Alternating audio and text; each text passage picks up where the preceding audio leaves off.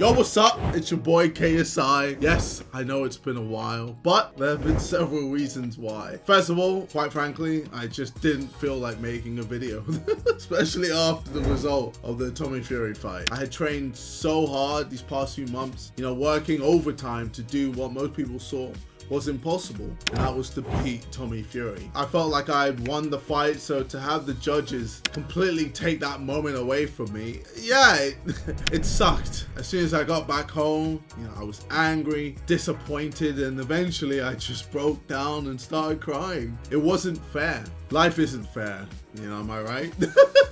I look back at the fight and I tried to find any highlights, any showing of Tommy Fury beating me in that fight, and there was just hardly any. And it's crazy because so many people felt like I won the fight. From Eddie Hearn to, you know, Adesanya to Ariel Helwani to the millions all over the internet, you know, that thought I had won the fight. Like in the fight, just looking at it as a fight, I thought KSI won. Rob's a tough one. I think it could have been a draw. Yeah.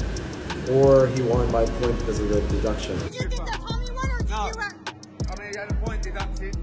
KSI won the fight. Well, he landed the cleaner shots, yeah. I thought KSI landed the cleaner shots, was moving better, was boxing better. KSI outlanded him in 3 rounds. And yeah, Tommy got the other 3, but there was a point deduction.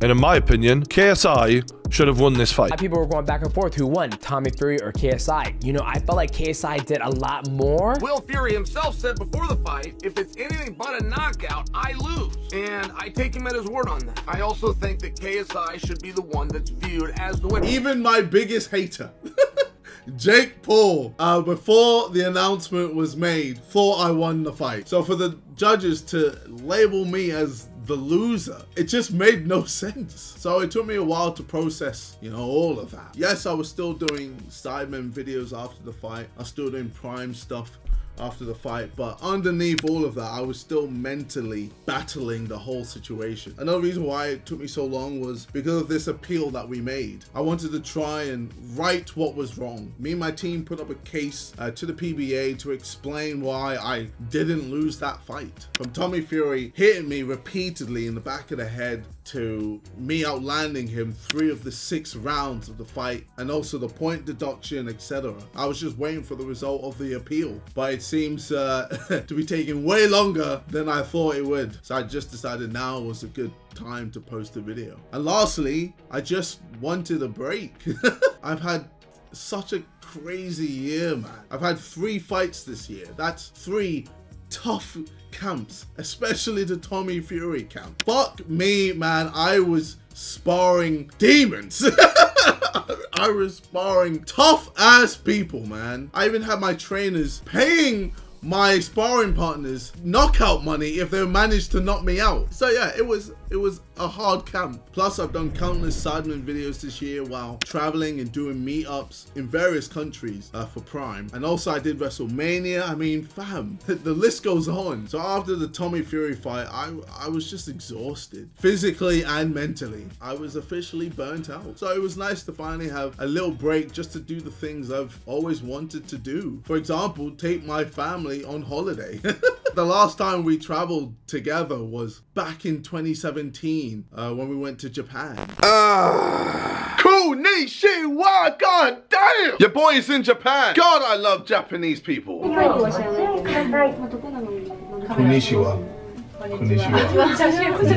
And even then, that wasn't a proper holiday because I was training for the fight with Joe Weller. So it was nice to just properly chill and relax with my family in Dubai and, you know, show them a good time. I mean, if I'm being honest, I haven't really stopped since 2017. That's what, 6 years of just non-stop grafting. Now, don't get me wrong, it's been fun, but it's also been a lot of hard work. 2017 was the year the diss tracks happened. 2018 was the year I fought Joe Weller and Logan Paul. I also went on tour with Randolph, and then 2019 went on tour again and also fought Logan Paul again. From there, straight on, the whole music era happened. All the way up until 2022 when I came back in August to box again. And I've been boxing non-stop since. And you also remember throughout all these years, I'm still doing Sidemen videos. I'm still posting on this channel. I'm still collaborating with other YouTubers, etc. So yeah, I haven't really slowed down at any point since 2017. And that's probably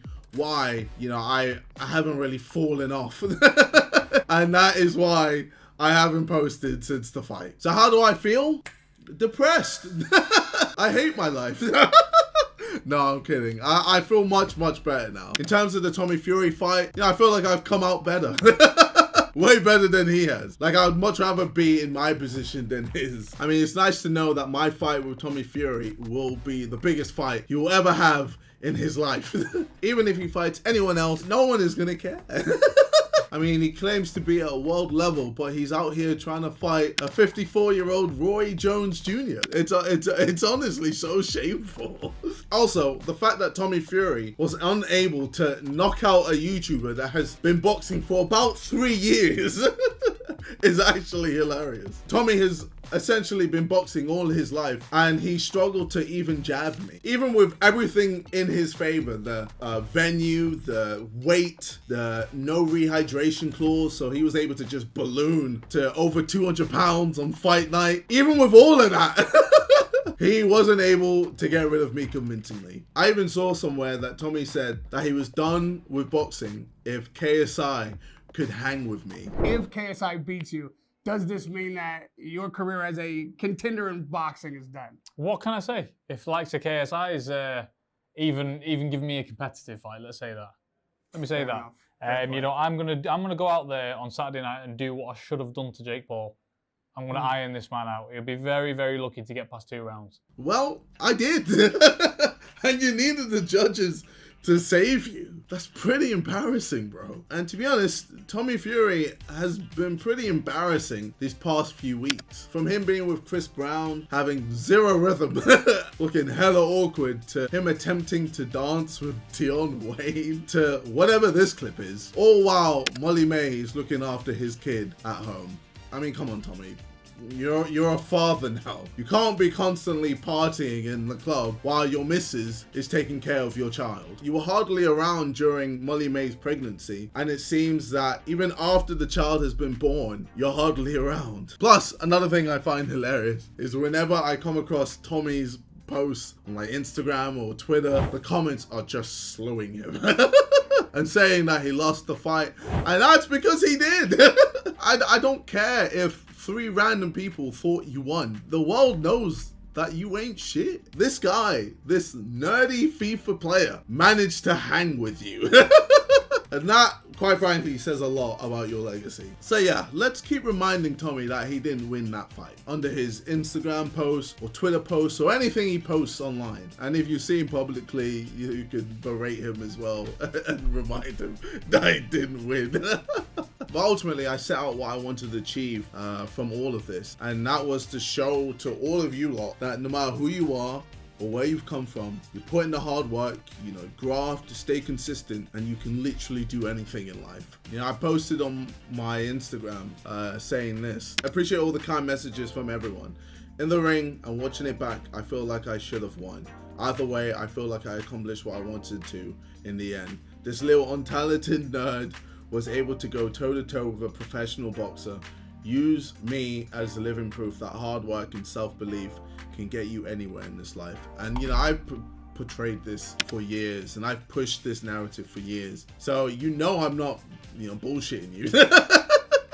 Because you can see where I've come from and where I am today. So if you don't take anything from this video, at least take that.